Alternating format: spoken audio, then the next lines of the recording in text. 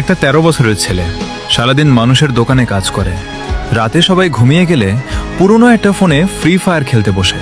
কিন্তু কেন জানো? জেতার জন্য না, বাস্তবের কষ্টগুলো কয়েক মিনিটের জন্য ভুলে থাকার জন্য। বিশ্বাস করো, আজকের গল্পটা শেষ পর্যন্ত দেখলে হয়তো নিজের জীবন নিয়ে আর অভিযোগ করতে ইচ্ছা করবে না। কয়েকদিন আগে লাইভ শেষ করে গেমে ঢুকেছিলাম, তখন একটা ছোট্ট আইডি বারবার আমাকে টিম ইনভাইট দিচ্ছিল। ভাবলাম চল দেখি। দলে ঢুকতেই ছেলেটা উত্তেজিত হয়ে বলল, ভাই আমি বিশ্বাসই করতে পারছি না আপনি আমার সাথে খেলবেন। আজকে স্ক্রিনশট রেখে দেব, সবাইকে দেখাবো আমি আমার প্রিয় ইউটিউবারের সাথে খেলেছি। তার কথা শুনে হাসি পেল, কিন্তু ম্যাচ শুরু হওয়ার আগেই খেয়াল করলাম ছেলেটা বারবার ল্যাগ করছে। আমি বললাম, তোমার ফোনে এত ল্যাগ কেন?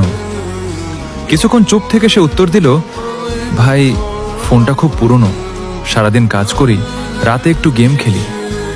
আমি জিজ্ঞেস করলাম, তোমার বয়স কত? সে বলল 13।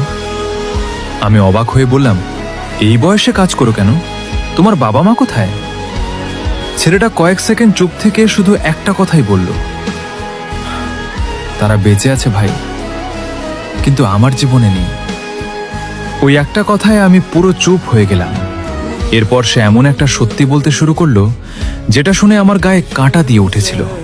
চলবে।